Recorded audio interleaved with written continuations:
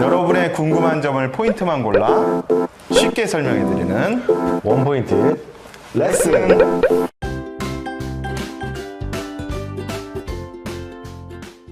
안녕하십니까, 포인트병원 신경외과 최종민 원장입니다. 안녕하십니까, 포인트병원 신경외과 전문의 백상훈 원장입니다. 자, 백상호 원장님, 오늘 그 원포인트 레슨은 어떤 주제를 가지고 설명을 해주죠? 지난번 영상에서 저희가 한번 다뤘지만 가장 흔하고 가장 많이 고생하시는 질병, 바로 척추관 협착증에 대해서 한 번 더 준비를 해보았습니다. 그럼 원포인트 레슨 시작하겠습니다.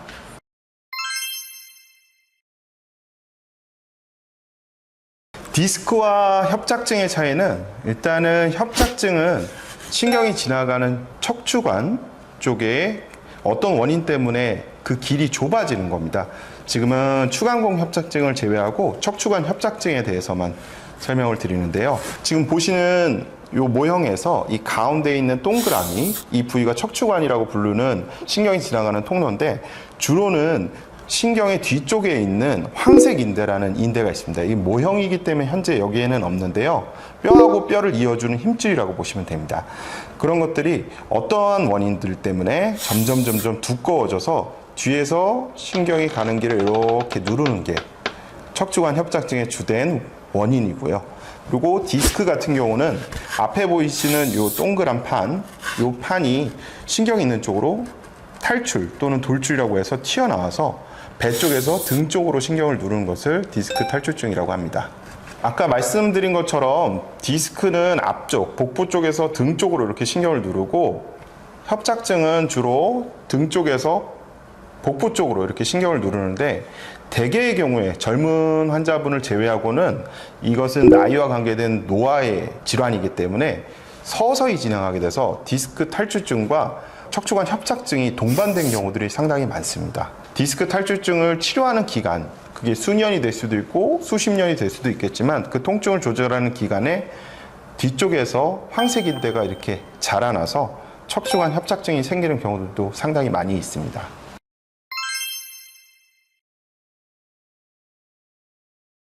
맞습니다. 이제 수술을 할 때 단일공 내시경 같은 경우는 이 뼈에 있는 구멍을 통해서 디스크만 제거하는 방법이 있는데요.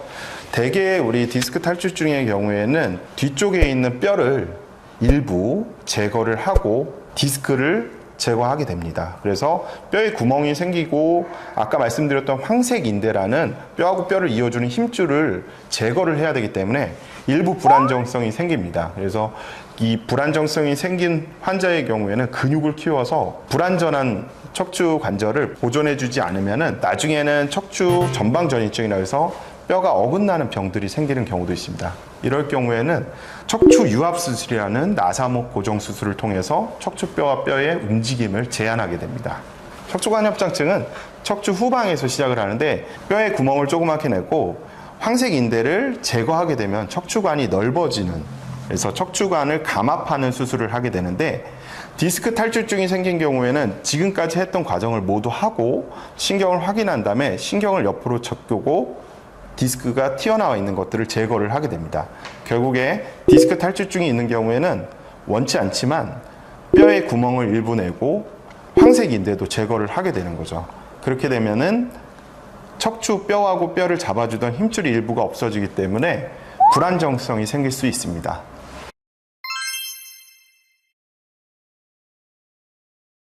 사실 제가 환자분들이 오셨을 때 가장 많이 드리는 질문이 딱 두 가지입니다. 마비가 있어서 걷기 힘드신가요? 그리고 아파 죽겠어서 일상생활을 하기 힘드신가요? 이 두 가지를 많이 여쭤보는데, 굳이 따지면 마비가 없고요, 하나도 아프지 않다, 조금 아픈데 참을만 하다, 그럼 수술하지 않으셔도 됩니다. 기준은 마비가 생겼을 경우에는 신경이 눌리면서 마비가 생기는 것이기 때문에 신경을 감압해주는 협착증 수술을 해주는 것이 반드시 필요하고요.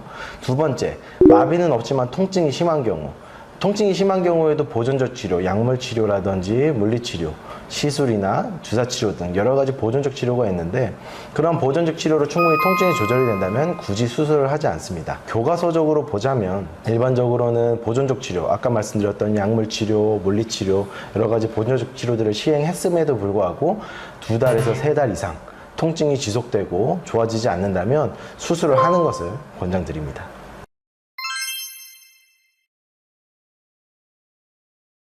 수술을 하더라도 통증과 불편감이 좀 남아있을 수 있습니다. 그 이유는 뭐냐면 협착증은 아까 최 원장님 말씀하신 대로 퇴행성 변화에 의해서 발생하는 것이기 때문에 급성으로 신경이 눌려서 아픈 증상도 있겠지만 신경 자체가 오랫동안 눌려서 생기는 만성질환입니다. 따라서 신경이 오랫동안 눌려있게 되면 그 신경 자체에 염증 반응이 많이 일어나고 그것 때문에 신경 자체에 변성이 오게 되는데 그 변성에 의해서 나타나는 증상들이 일부 환자분들은 조금 저리다고 하시는 분들도 있고요. 약간 시큰거린다고 하시는 분들도 있고 약간 남의 살 같이 느껴진다 이렇게 말씀하시는 분들도 있습니다. 아파 죽겠는 통증은 많이 감소하긴 하겠지만 아까 말씀드렸던 잔여 증상들은 수술 후에도 남을 수 있는 게 대부분입니다. 잔여 증상 중에 대표적으로 낙엽이 발바닥에 붙은 것 같아요. 맞아요. 그러니 아니면은 모래알을 밟고 다니는 것 같아요. 맞습니다. 이런 증상들이 남는 분들은 대부분 지금 수술 전인데 이런 증상들이 남는다, 현재 있다 그러면은 수술 이후에도 거의 대부분이 남는다고 보셔도 될 정도로 그 정도면 신경이 굉장히 많이 망가진 상태라고 볼 수 있습니다. 혹시라도 지금 그런 증상들을 느끼신다면 전문의와 상의해서 당장 수술을 받으시는 게 좋습니다.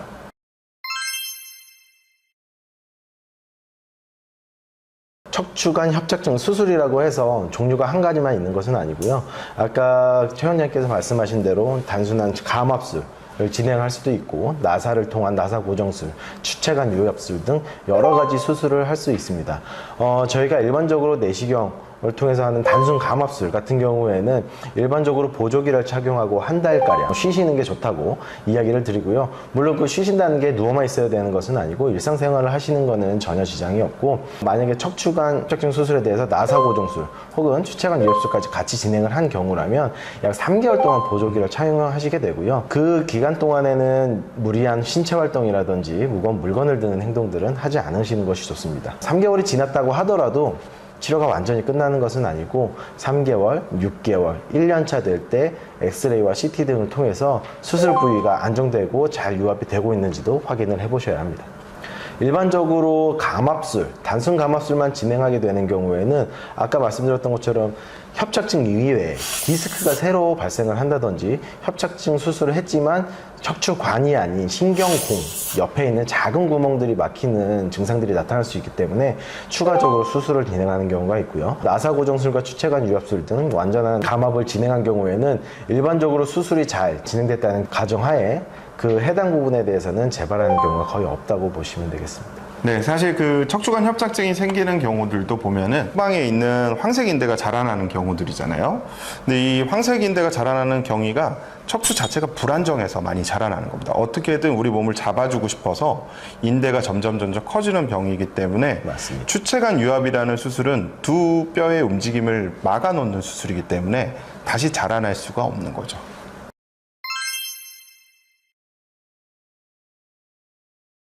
20, 30대의 경우에는 디스크 탈출증은 자주 발생할 수 있지만 척추관 협착증은 사실 흔치 않습니다. 아까 말씀드린 것처럼 인대가 자라나야 되는데 이 인대가 자라나는 건 디스크가 파열되는 것처럼 짧은 시간에 일어나는 일이 아니라 수십 년에 걸쳐서 일어나기 때문에 척추관 협착증이 30대에 수술을 할 정도로 심하게 변성이 오는 경우는 없습니다. 하지만 20대, 30대에도 황색 인대 자체가 두꺼워지는 협착증은 점점 진행을 하기 때문에 MRI에서 협착증을 진단받을 수는 있습니다. 최 원장님 말씀하신 거에 하나만 더 보태자면 가장 대표적인 퇴행성 질환이라고 말씀드렸는데 퇴행성, 그러니까 많이 써서 발생하는 것이기 때문에 아주 드물긴 하지만 오히려 몸을 많이 쓰는 운동선수분들이라든지 무거운 물건을 많이 든 직업을 가지시는 분들, 젊은 분들에 대해서 아주 드물지만 나타나는 경우도 있고요. 저희가 이제 척추관이라고 하는 곳을 전에 환자분들께 신경이 사는 집이라고 설명을 드리는데 그 집 자체가 좁으신 분들이 있어요. 33평 아파트, 35평 아파트 사시는 분이랑 뭐 4평짜리 단칸방에 사시는 분들이랑 느낌이 다른 것처럼 신경관 자체가, 척추관 자체가 좁으신 분들은 약간의 퇴행성 변화만 있더라도 협착증 증상이 나타나는 경우도 아주 드물지만 있긴 합니다.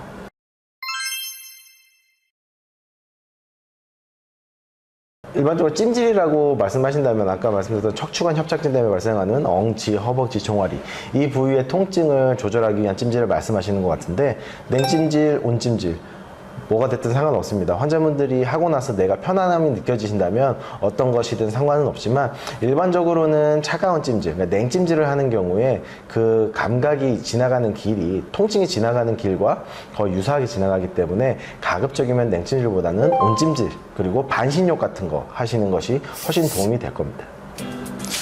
오늘은 척추 협착증에 대해서 알아봤는데요.